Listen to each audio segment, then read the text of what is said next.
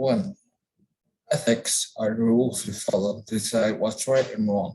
There are two ethical principles: individual rights and common good. Individual rights focus on an individual. The ability to think is what makes humans humans, and it should be respected. Using individual rights means it is ethically wrong in this case. Common good focus on the greater good. The principle of common good shows that lie is ethically right. Individual rights is based on Immanuel Kant. Common good can be used to justify lying. Ethics are the rules we follow to decide what's right and what's wrong. In this class, we decide what's ethical in situations, what's right, what's wrong. We'll use two ethical principles to justify our actions. First is the individual rights, and second is common good. We are going to use them in one example. A woman is dying and she has $10,000 in the bank. She's a family, so she asks her friend to give her the most grand funeral ever. But her friend thinks it's a waste. She's planning on using that money for a simple funeral and give the rest of the money for education of orphans. However, she plans on lying to her friend. Now, is it ethical? If we're using the individual rights principle, it is ethically wrong of her to lie to her friend. Individual right is based on Immanuel Kant, a German philosopher. The right to be human is to think freely. We are able to make our own decisions. That's what differentiates an animal and a human. In this case, it's wrong of her to lie to her friend because lying takes away a person's right to think. Now, to common good.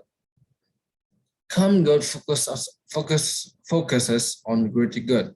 If it hurts less people than it helps more people, it is ethically right.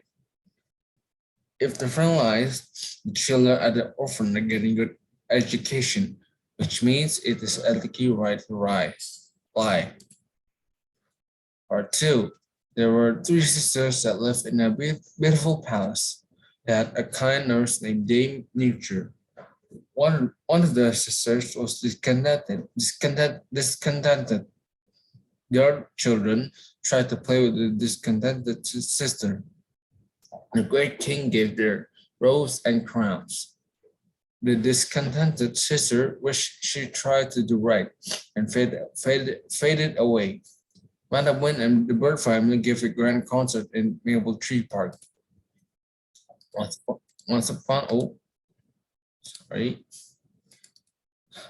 a time, there were three little sisters. They dressed in green and lived in a beautiful palace owned by the great king. Many other children also lived there, and a kind nurse called Dame Nature taught them how to do work well. But one of the sisters was discontented and was not willing to wait until the king was ready and saw fit to do it. She would sit and hang her head down sulking. The jolly little raindrops would coax her to play, but she would reject crossly.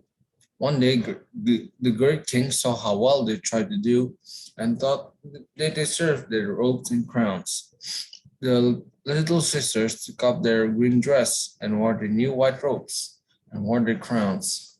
The other little sister wished then that she had tried to do right and drooped until she faded away.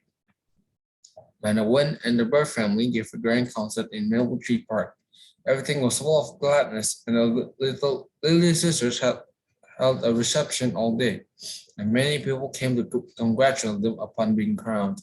Among their visitors was wee Ruth, who kissed them and took them to a sick little friend.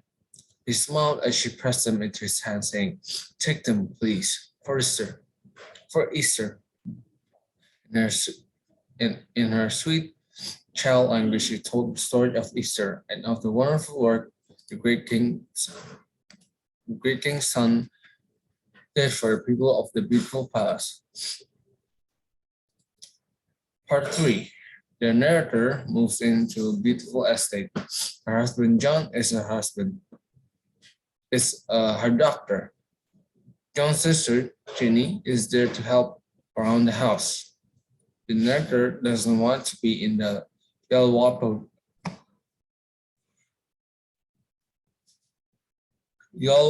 room, but John declines. She begins to go insane, thinking the wallpaper comes to life. The narrator began to tear the yellow wallpaper apart. Ah, Part 3. The narrator discusses to move to a beautiful estate for summer. She and her husband John, who is also a doctor, moved to this estate to help the narrator's illness. She said her symptoms is nervous depression or nervousness following the birth of the baby. John's sister, Jenny, also moved in with them and helps with the house. John believes that she will recover and get better with her not having to worry about anything. But she has an active imagination and spends her time writing.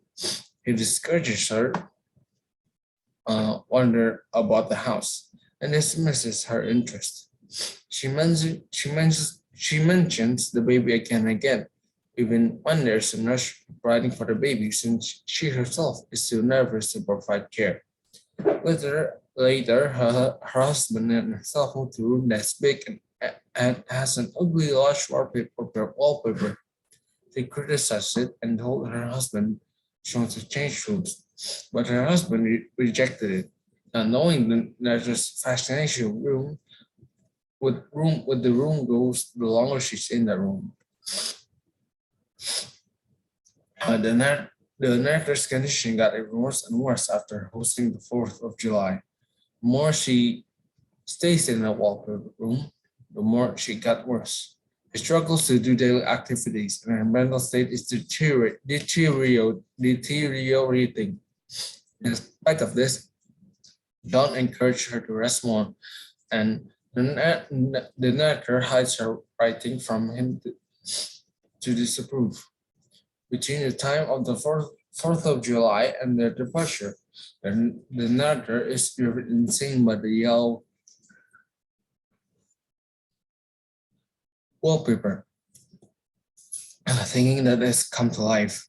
She sleeps all day and wake up at night to gaze at it, believing it has come to life. She watches for the pattern to change and move, and she even begins to believe that there's a moment in the wallpaper watching her, altering the patterns.